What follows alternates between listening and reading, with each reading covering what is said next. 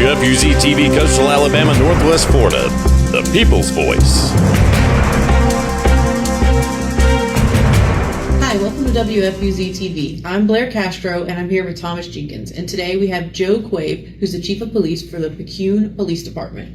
Mr. Quave, thank you so much for coming here today. Well, and thank y'all for having me. So we're going to start and just ask you a little bit about your experience, what it's like being Chief of Police, a little bit about your background, and how you got to that position.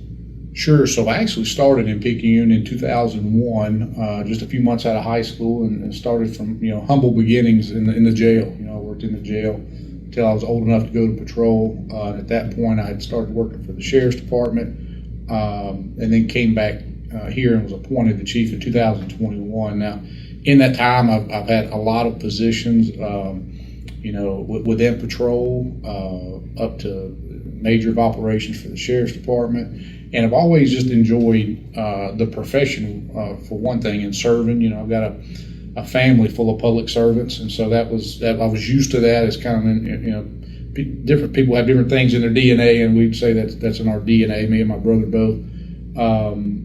Uncles at the fire department. My grandpa retired from the fire department here. My dad worked at the PD. So it just goes on and on. But have always just enjoyed the profession, and then leadership within the profession. I've really tried to get better and better at that and learn from those. Unfortunately, I have learned from those that, what not to do, but you try to find the things what to do also. And, just any way that I can better myself so that I can better serve the community, better serve the officers, and in turn so they can serve the community. So it kind of all works in tandem to me. So just trying to get better at all those things. About how big is the department right now? So we've got 36 full-time employees, and part-time can range, 6 to 10 at any given time. What's your surface area that you guys cover? Yeah, so the city limits, obviously, I think it's 15, 18 square miles or so. The population stays around 12,000.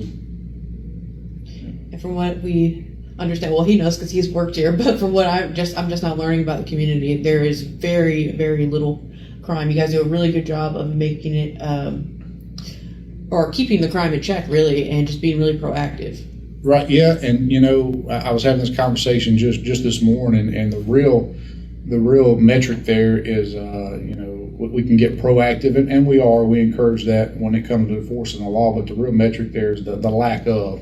So, the absence of crime is really what we want to see, and we feel like we've made that swing. Our arrests have they doubled in the first couple years since being here, and then now from last year to this year, we're projected to make around 200 to 300 less arrests.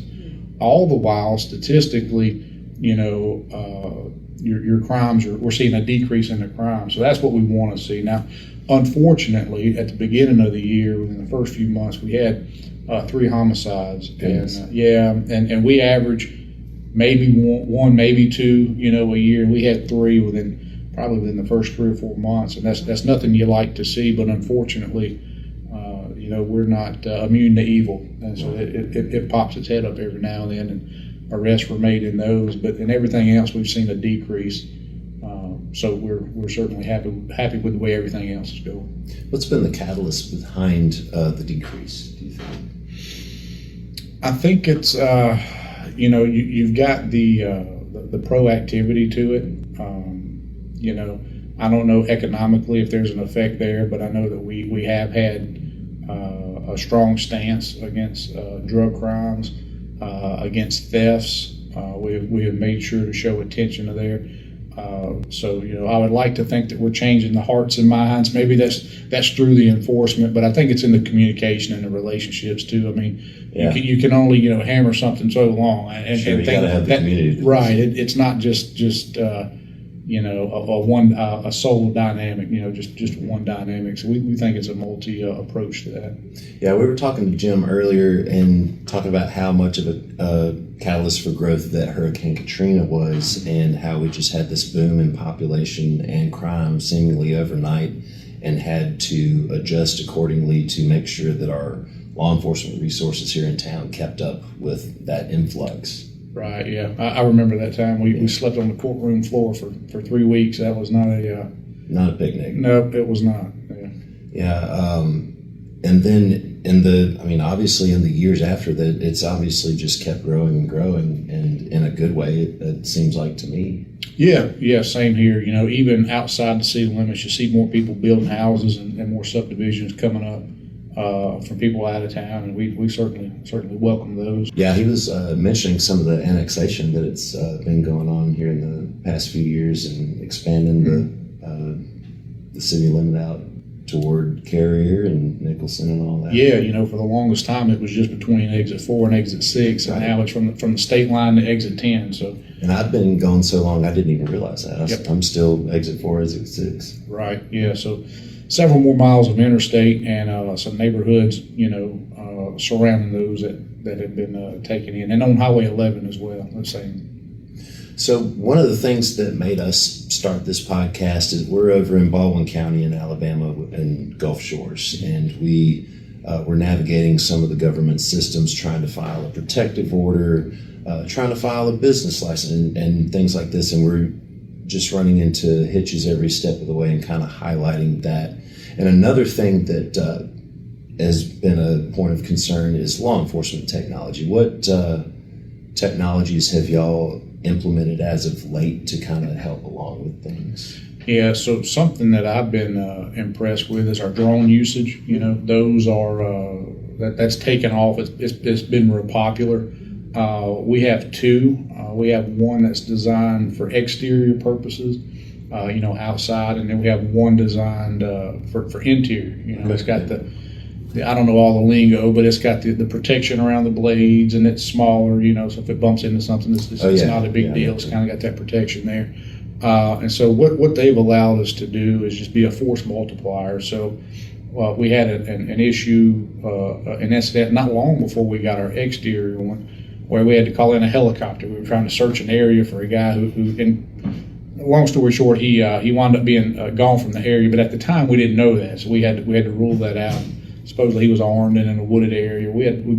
Harrison County sent a helicopter. That was an excellent resource for us, but it's like, man, we could have got this done more efficiently with a drone. So should something reach that level, we'll be able to do that more efficiently. But we've used that same drone to get some bird's eye view and pictures of a couple drug takedowns we've had where we would not have had that angle for evidentiary purposes. We were looking for a guy who had shot into the ground in a neighborhood, and patrol gets there and they're looking for him. He's not on the street, but when we put the drone up, well, he's in the backyard, and so we're able to locate him, and deal with that. So several uses for that exterior drone that has been nice, and then the interior one we've used it a couple times. We get these high risk situations, high risk warrants. And we're able to send it in before we send officers, so then we can get a better layout of the house. Maybe we make contact with the person. How do you reach with the drone? So it's as simple as opening the door, okay. or forcing entry through the door, a window if it's available. So there is once you so get. You don't have a breaching drone that has a little plastic explosive charge or anything like that. Actually, that'd be really cool. we have some that are water charged, but we haven't used those yet. But yeah, so being able to get it in there, we can view it from the outside instead of sending people in immediately. When the situation allows for it. So cool.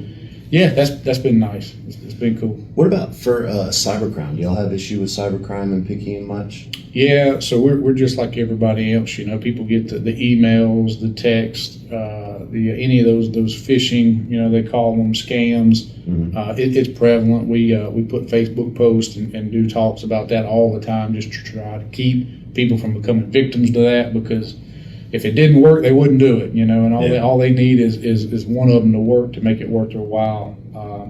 So we're not immune to those. We do get them. I had a channel on TikTok and I was playing violin live, and I had some person that was watching my channel added me on every single social media platform that I have, and then was calling my number at 3 and 4 in the morning and saying that they were going to shoot me in the face and all this stuff. And they had one profile said they live in Oklahoma, one says they live in Fairhope, Alabama. turn it over to the police department, and weeks and weeks and weeks go by, and all they ever do is call me and regurgitate the exact information, the name and locations that I gave them, and they say, that's what we found out, just want you to know we're doing our part. Have a good day. Yeah, depending on the severity of it and the location, sometimes the FBI will get involved, but I wonder how swamped they are too with similar type things happening over and over. So they've almost got to try to put like a threat level on them, which ones seem more likely to happen than not. Unfortunately, just to wade through there. There are ways to find that kind of stuff out. Unfortunately, it does take time. It's time consuming. And then another thing, by the time you trace it back down, it could be in another country. We find that a lot with the financial stuff. As much as we want to hold someone accountable, sometimes you finally get there and realize, all right, well, they're in another country. Or right, it really was a Nigerian prince. Yeah. Yeah, right. So yeah, those can be difficult to navigate sometimes. Something I was really passionate about, and I helped with the county I was originally from, is predators, like predator proofing the county. I've had to deal personally with, gross people on the internet who have tried to harm me and my family, and I had to fight them back and fight that kind of crime that's online. And something I advocated for and ended up implementing was AI decoys to kind of go after them. Do you guys do anything like that in terms of like rooting out predators and kind of removing that from the community? Yeah, so a little deeper, the county handles all of the sex offender registry, and when it comes to those kind of things, we'll assist them whenever we need to. Mm-hmm. When it comes to proactively enforcing that, there's the state's ICAC program, and we are actually in the process of adding an officer to that. So, short answer is no right now, but that'll change soon. It's on the radar. Yep, that'll change soon. Yeah, that's been an interesting thing to talk about in terms of jurisdiction too, because it's like, does the county do this? Does the state do this? Where's the registry at? And what I found was a lot of loopholes in, being unmappable for offenders that are not using an address, or living in an Airbnb, or living in a mobile home or something where they're easily movable, and it's just caused a lot of fear, and I think rightfully so, because there's just no real way to clean sweep it. But what I'd like to see is more technology programs and investments into that, at least where I'm from, because it's a bad problem down there. Well, although we don't deal with it daily, having worked at the county, I know that they do, and that there's a detective assigned to it. So I know that there's a lot of accountability there with that, and that's not something that they take lightly. Yeah. Yep. So you were talking before we started on camera a little bit about how the community comes together to help. Like you were telling me a little bit about what Home Depot did for the new facility. Oh yeah, anytime. They were great. We moved into the new PD at this time last year. It was June or July. We moved in last year, and like anybody else, we've got budgets for certain things, and this is what you're allowed to spend. So moving into there, we had a budget, and Home Depot was gracious to us.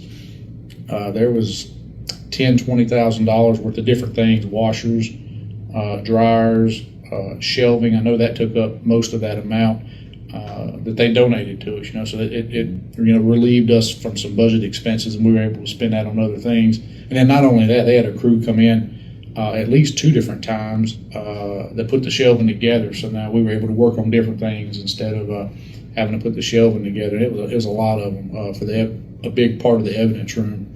I could give plenty of examples how that happens. Very supportive community. I've seen you being proactive with making really smart budget moves. There was I think you posted about acquiring radios recently. Yeah, it's taken a while. Some of those bigger projects, it just takes time to chip away at it. Year after year. But we have since installed mobile radios in all the patrol cars, and at some places it's like, man, why didn't y'all do it a long time ago? Well, they had them in there, and then the radios went to digital instead of analog, and so they're very expensive. And that overnight expense of $2,000-$3,000, times all these patrol cars, it adds up quick. So at that time, like many agencies around here, when it went to digital, they had to make a decision. Well, do we go mobile? Well, if we do that, then we can't afford the portable, which means they don't have a radio on their person. So everyone went, even at the county, we went with portable radios, So at least at any time, the officer had it on, whether they were in the car or out of the car. So since then, we've since added the mobile radios. And earlier this year, we were also able to finish our project on updating the portable radios at the same time. They're just as you'd think they'd be cheaper, but they're just as expensive. So we're able to put all the officers in those, and we finished that at the beginning of this year, updating those because they were 10, 12 years old and reached their life expectancy. But yeah, things like that. Firearms, I'm real big on making sure the officers have what they need and have the most up-to-date stuff. Went to red dot sights and on pistols. I did see it on moved red dot. Yeah, so they have that. Patrol rifles and shotguns, and it's a lot of things, and that tends to breed different opinions. But it's kind of like insurance. You'd rather have it, not need it, and need it, and not have it. I was going to have to buy all those things myself at the department I was at, and for that to be current. Yeah. So we've gotten a lot of that out of the way, but yeah, I really am. Do you have anything on the wish list? Like if you had if money was no object for the department, anything that you'd want to acquire for the department? Man, I'd buy a whole new fleet of vehicles right now. That's another expensive one that you just have to build on and rotate them through, and it's another one that takes time. I remember when we went from the Crown Vics to Chargers, and that was the big thing back in the day. Yeah, and I don't think we don't have a Crown Vic left. They're all there are Chargers, Durangos. There's some Tahoes bought at one time, so there's some Tahoes there. But yeah, man, always trying to advance. You can. It's better, some people get discouraged at bigger projects, but you just got to chip away at it. Just because it can't get done overnight doesn't mean you shouldn't start. So if you don't start, you'll find yourself behind, and you'll find yourself way behind. So we've been able to stay afloat there and plan ahead. We're about to add a third K9, and the most we've ever had at one time was 2, and that was about 15, 20 years ago. For a short window, we had 2. But we're about to add a third one. We have a patrol dog that does narcotic detection and apprehension, on patrol. We have a tracking dog, and we're about to add a bomb dog. Okay. And the beauty behind all those is they didn't cost us a penny. Not a penny. For the dogs, the training and certifications, we've had to pay for those. But has there been a necessity for a bomb dog? Have you had the calls to? Yeah, so we don't. Those calls are rare. They are rare. But when you do have them, that's another thing that could be handled more efficiently if you got the right equipment. And instead of having to block off a 2 or 3 block perimeter, wait on a bomb squad to come. That if they can drop what they're doing and come immediately, they're at minimum hour. And that's Slidell, right? Biloxi. Biloxi. Okay. They're at minimum of an hour out. Well, they're going to have to stop what they're doing, and so an hour is really not even realistic. Sure. Yeah. But then it comes with preparation, not just the calls, not just the response to it, but in preparing for all the city events we have. It's big on me to make sure, especially with recent threats that we've seen at other places, just what people are capable of and the extreme that they're willing to go to. So any way we can better protect the people that show up for our events and be on the front end of that, it's just all the more important to me. Why not? Yeah, 100%. Yeah. Do you guys have body cameras? We do. Yeah, we have. They've had those for a long time. Matter of fact, we're coming out of contract on with our current ones, and I've got another contract prepared to go with the same company, just a little bit better model camera. But yeah, you'd be surprised how many jurisdictions still don't have them after all this time. It seems like it would be standard. In today's day and age, it's insanity not to. I wouldn't not want one.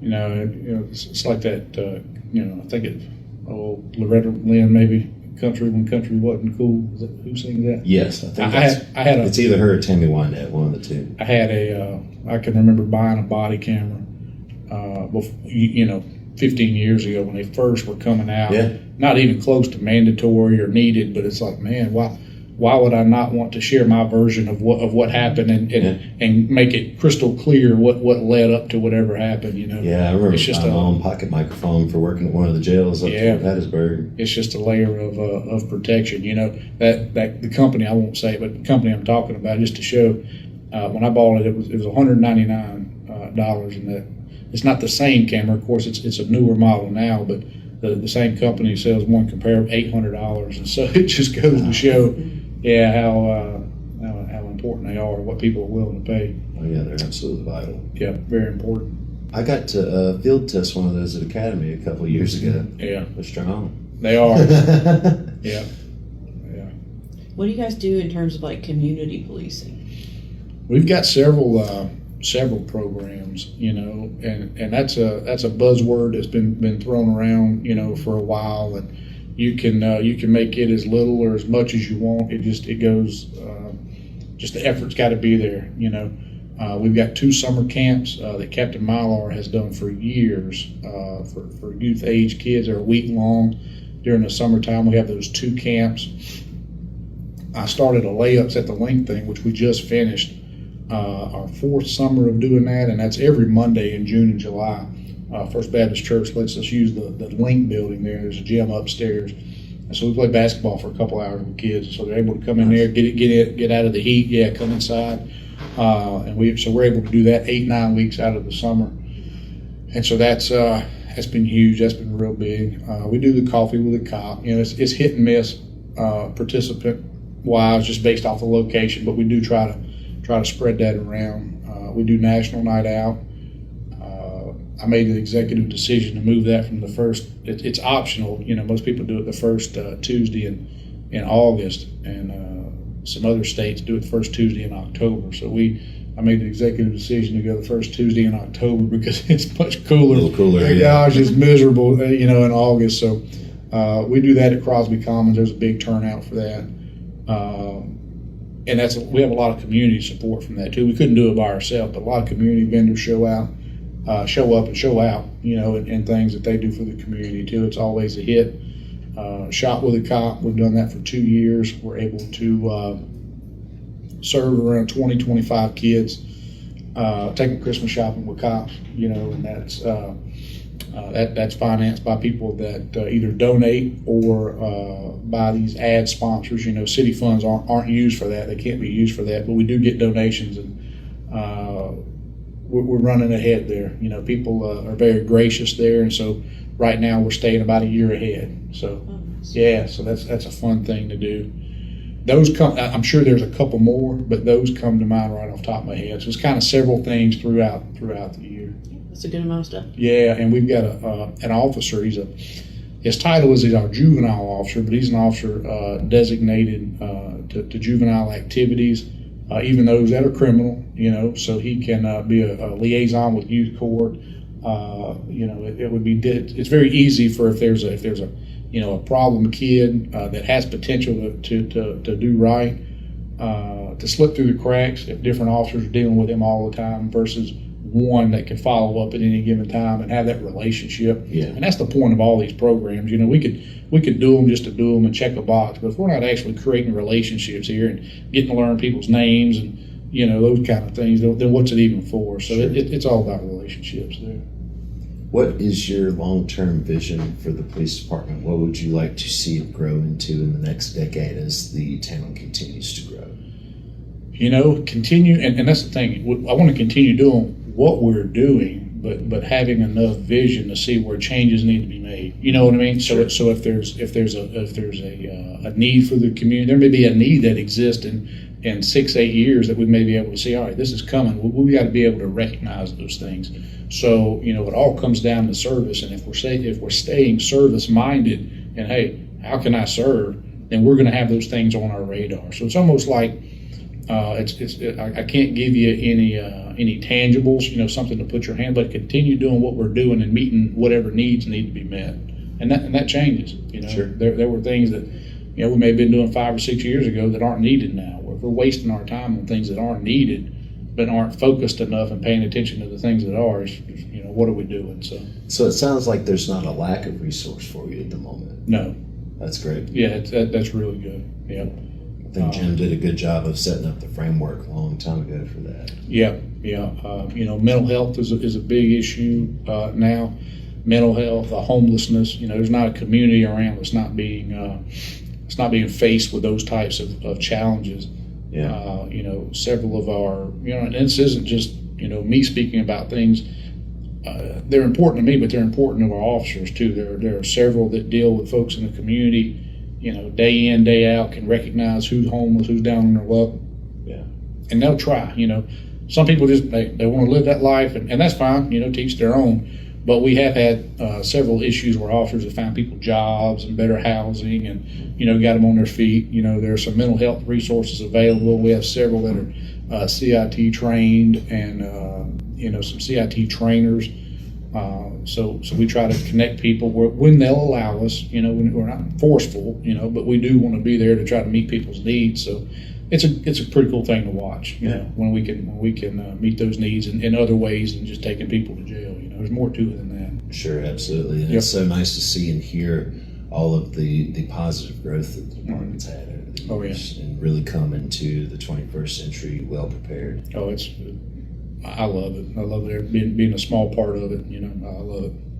Yeah, I'm very unashamedly always mention Picayune as a great model for good growth and given due regard to your law enforcement and emergency service resource. Those are nice words, and it takes a, you know, I can say it, you know, all day long, but if nobody's bought into it, you know, or if they don't have the same vision, it's just not going to happen. But we've got a solid team, and so everybody's on the, you know, like-minded and trying to achieve the same thing, and that's what makes us so successful in my eyes. That's awesome. Well, I certainly congratulate you on all that success. Thank you.